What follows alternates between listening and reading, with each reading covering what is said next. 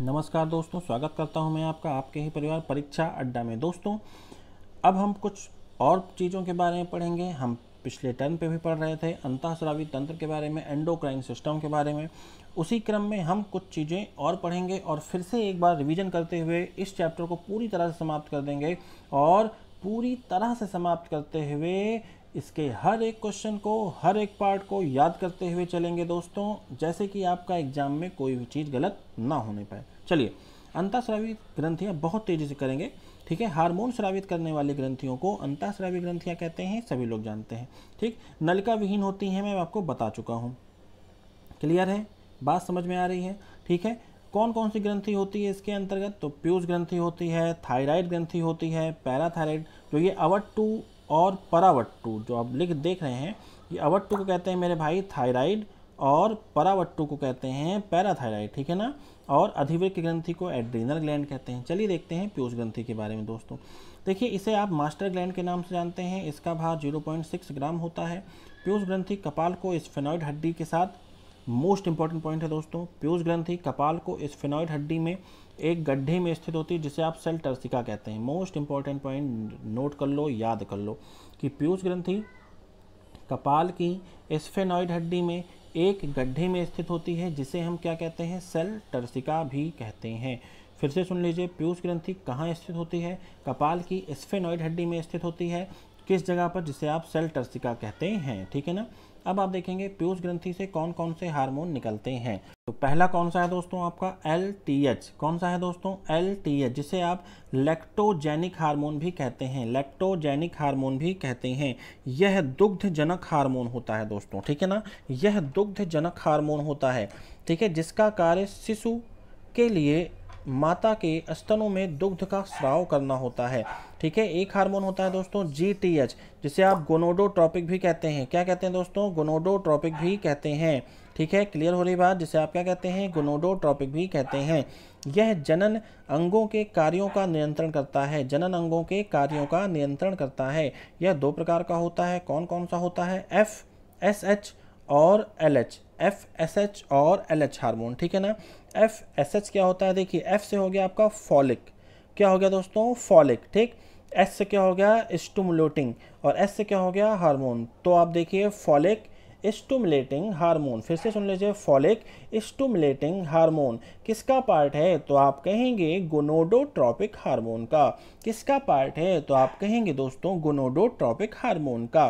ठीक, इसका कार्य क्या होता है? शुक्राणु जनन में सहायता करना एवं अंडाशय में फॉलिकल की वृद्धि में मदद करना। ओके, क्लियर है इतनी बात?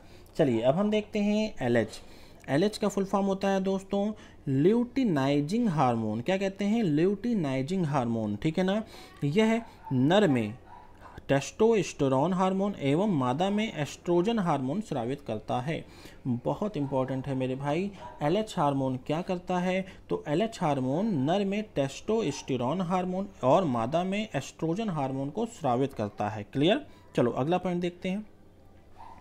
ये आ गया आपका STH। मैंने बताया अभी आपको GTH के बारे में, जिसे आप गोनोडोट्रोपिक हार्मोन कहते थे। अब हम जानेंगे STH के बारे में, जिसे हम सोमैटोट्रोपिक हार्मोन कहते हैं। ठीक, यह शरीर की वृद्धि, विशेषता हड्डी की वृद्धि का नियंत्रण करता है। ठीक, इस हार्मोन की अधिकता से मनुष्य की लंबाई सामान्य से बहुत अधिक हो जाती है, जिसे आप भीमकायता रोग कहते हैं। जिसे आप क्या कहते हैं? भीमकायता रोग कहते हैं। ठीक, इसकी कमी से बौनापन रोग हो जाता है। इसी कमी से कौन सा रोग हो जाता है? बौनापन रोग हो जाता है। ठीक है ना दोस्तों। चलिए अगला पॉइंट देखते हैं। ADH हार्मोन भी निकलता है इससे। ADH को क्या क्या कहते हैं? तो कहेंगे anti diuretic hormone. Anti diuretic hormone. ठीक है ना।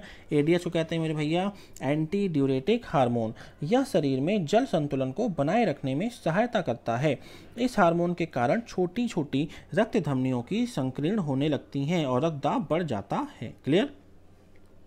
TSH thyroid stimulating hormone. ठीक है ना। देखिए, प्यूस ग्रंथि को मास्टर ग्रंथि यूं ही नहीं कहते हैं, सारा काम तो यही कर रही है।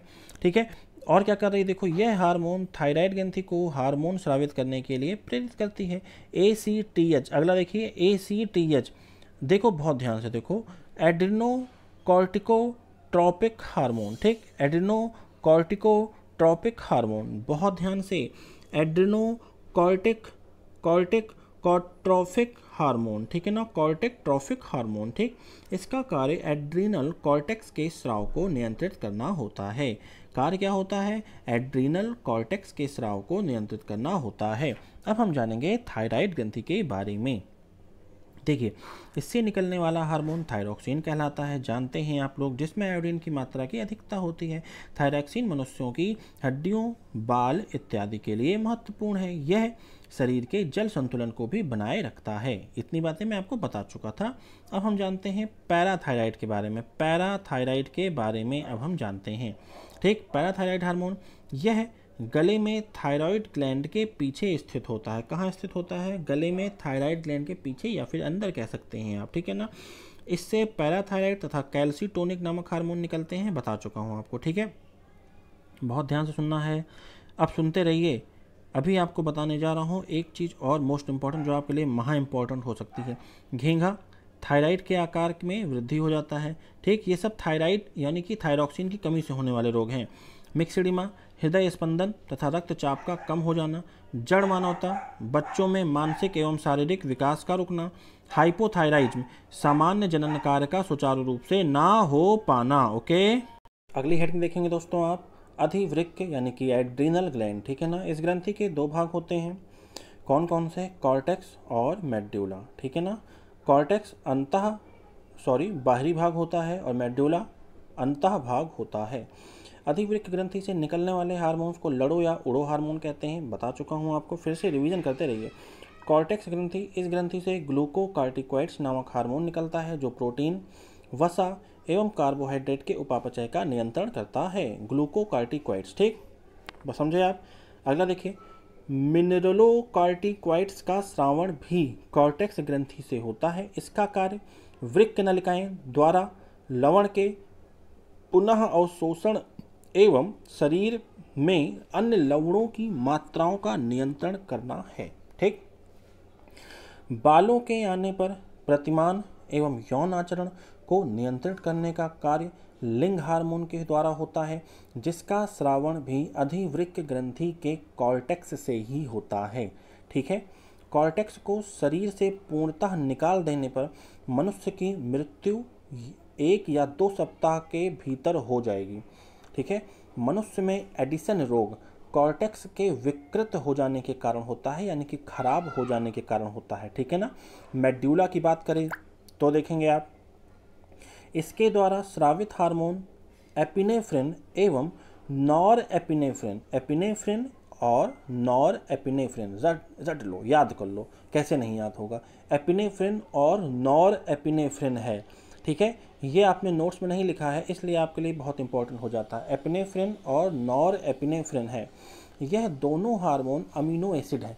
क्या है ये? अमीनो एसिड है। मेडुला से जो निकलने वाले हार्मोन हैं ये क्या है? अमीनो एसिड हैं। नाम क्या है? एपिनेफ्रिन और नॉर एपिनेफ्रिन, ठीक। ये दोनों हार्मोन करते क्या हैं? तो हृदय पेशियों को उत्तेजनशीलता एवं संकुचनशीलता में वृद्धि करते हैं, ठीक है ना। अब हम देखते हैं जनन ग्रंथि के बारे में, ओवेरी ग्लैंड, जनन ग्रंथि के बारे में, ओवेरी ग्लैंड के बारे में, ठीक है ना। अब सुनिए, इस ग्रंथि में 2 चीज़ें होती हैं। जो महिलाओं में पाया जाता है उसे आप अंडाशय कहते हैं, यानी कि ओवेरी कहते हैं। जो पुरुषों में पाए जाते हैं उन्हें हम टेस्टिस कहते हैं, ठीक है ना। अंडाशय स्त्री के उदर गुहा में स्थित होता है, मतलब पेट के भीतर होता है, जिससे निकलने वाले हार्मोन एस्ट्रोजन, प्रोजेस्टेरोन और रिलैक्सिन, ये आप मोस्ट इंपॉर्टेंट है, इसको याद कर लेना, ठीक है। कि कौन कौन सा हार्मोन ओवेरी से निकलता है? तो एस्ट्रोजन, प्रोजेस्टेरोन एवं रिलैक्सिन, ठीक है ना। वृषण से कौन सा हार्मोन निकलता है? तो टेस्टोस्टेरोन। कौन सा हार्मोन निकलता है? Testosterone, okay. चलो अब हम देखते हैं कुछ चीज़ें और उनके इंपॉर्टेंट बातों के बारे में, ठीक। देखो, पीयूष ग्रंथि को क्या क्या कहते हैं? पीयूष ग्रंथि से जो हार्मोन निकलता है कौन कौन सा है? तो देखो, वृद्धि हार्मोन, ठीक, पोषी हार्मोन, प्रोलैक्टिन, वेसोप्रेसिन, ऑक्सीटोसिन, ठीक। फिर से सुन लो ध्यान से, प्रोलैक्टिन, वेसोप्रेसिन, ऑक्सीटोसिन। वृद्धि हार्मोन GH और STH मैंने बता दिया। पोषी हार्मोन जाना पीछे आप लोग, जितने भी चीज़ें आपको मैंने पढ़ाया हुआ है उसको देखना, FSH, LH, ये सभी चीज़ें क्या हो जाएंगी, पोषी हार्मोन, ठीक है ना। ठीक, अब सुनो, प्रोलैक्टिन, वैसोप्रेसिन और ऑक्सीटोसिन भी इसी से निकलता है, पीयूष ग्रंथि के पिछले हिस्से से, पीयूष ग्रंथि के पिछले हिस्से से निकलता है मेरे भाई, ठीक है ना। तो देखो, प्रोलैक्टिन क्या करता है, स्तन ग्रंथियों के कार्य का नियंत्रण करता है। ठीक, वैसोप्रेसिन क्या करता है, जल तथा विद्युत अपघट्यों का संतुलन करता है। ऑक्सीटोसिन क्या करता है, दुग्ध काल के दौरान दुग्ध स्राव का नियंत्रण करता है, ठीक है ना। या फिर कह सकते हैं महिलाओं की स्तन ग्रंथियों में दुग्ध भरने का काम भी करता है। ठीक, अधिवृक्क ग्रंथि से कौन सा हार्मोन निकलता है, तो आप जानते हैं एड्रेनलिन हार्मोन निकलता है। ये चीज़ मैं आपको बता चुका हूँ और अभी आप जान चुके हैं कॉर्टेक्स और मेडुला के बारे में भी, इसलिए दोबारा उसको रिवाइज नहीं कर रहा हूँ, ठीक है ना। रक्तचाप, हृदय स्पंदन, कार्बोहाइड्रेट का उपापचय तथा खनिज अवयवों का नियंत्रण करता है, ठीक है ना। चलिए देखिए, अब अग्नाशय से दो हार्मोन निकलते हैं, इंसुलिन और ग्लूकागॉन, ठीक है ना। क्या करते हैं, रुधिर में ग्लूकोज का नियंत्रण करते हैं। ठीक, अब देखते हैं हम हाइपोथैलेमस। हाइपोथैलेमस से कौन सा हार्मोन निकलता है, मोचक हार्मोन निकलता है। कौन सा हार्मोन निकलता है, मोचक हार्मोन निकलता है, ठीक है। अग्र पीयूष ग्रंथि से स्रावित हार्मोन का नियंत्रण करता है, ठीक है। थायराइड ग्रंथि से थायरॉक्सिन निकलता है, जानते हैं शर्करा वसा प्रोटीन के उपापचय का नियंत्रण करता है।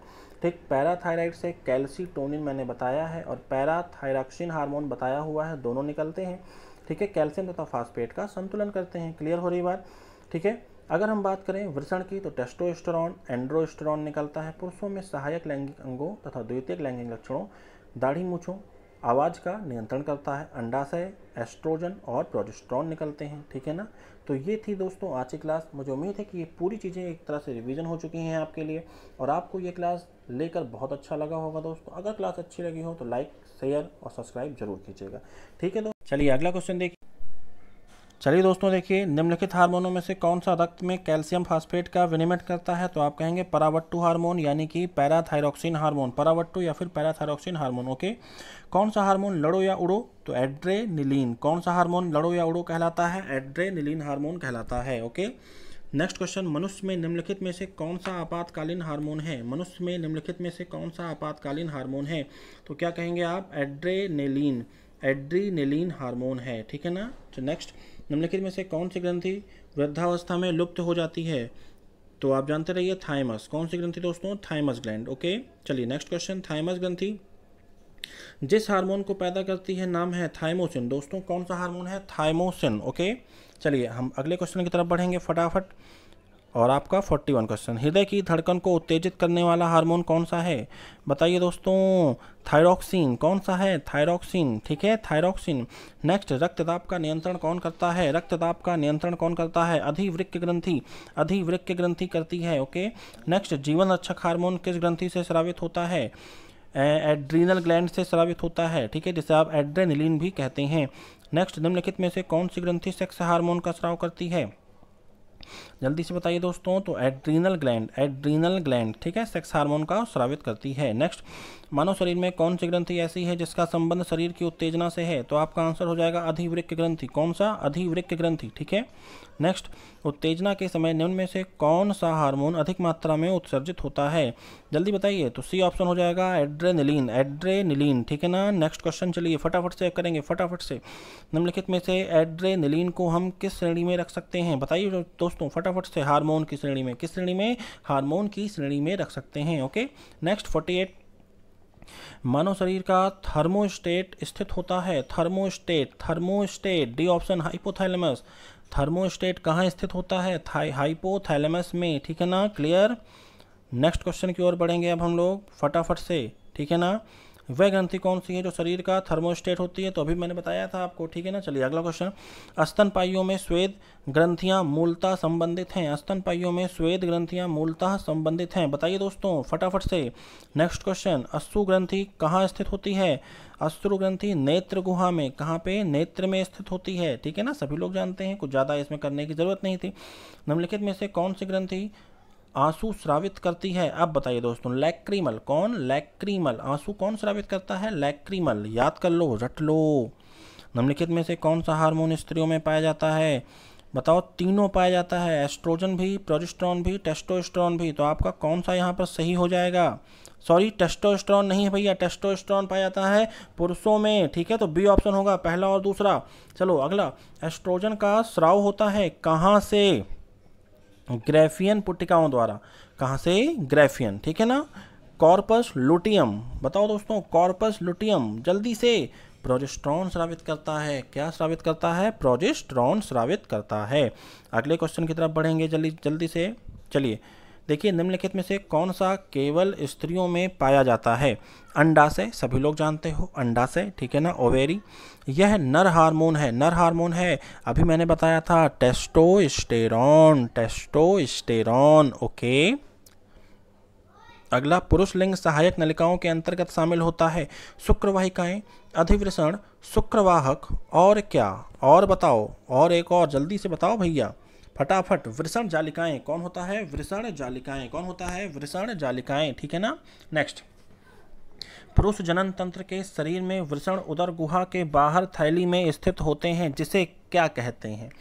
जिसे क्या कहते हैं? वृष कोष या फिर वृषण कोष कहते हैं, ठीक। जानवरों की एक जाति द्वारा उसी जाति के अन्य सदस्यों को आकर्षित करने के लिए मोचित किए जाने वाले रासायनिक द्रव्य है, क्या है? बताओ जल्दी से बताओ, कौन सा द्रव्य मोचित करता है? तो फेरोमोन, फेरोमोन, ठीक है ना। नेक्स्ट, गाय और भैंस के थनों में दूध उतारने के लिए किस हार्मोन की सुई लगाई जाती है? तो आंसर होगा ऑक्सीटोसिन। क्या आंसर होगा? ऑक्सीटोसिन, ठीक। नेक्स्ट बढ़ेंगे, निम्नलिखित 4 स्रावों में से कौन सा शेष 3 से अपनी स्रोत ग्रंथि से कार्यस्थल तक अभिगमन विधि से भिन्न है? बताओ भाई, जल्दी से बताओ। लार, पसीना, पित्त या फिर एपिनेफ्रीन? तो आंसर लगा लो एपिनेफ्रीन, एपिनेफ्रीन, ठीक है ना, एपिनेफ्रीन, ठीक।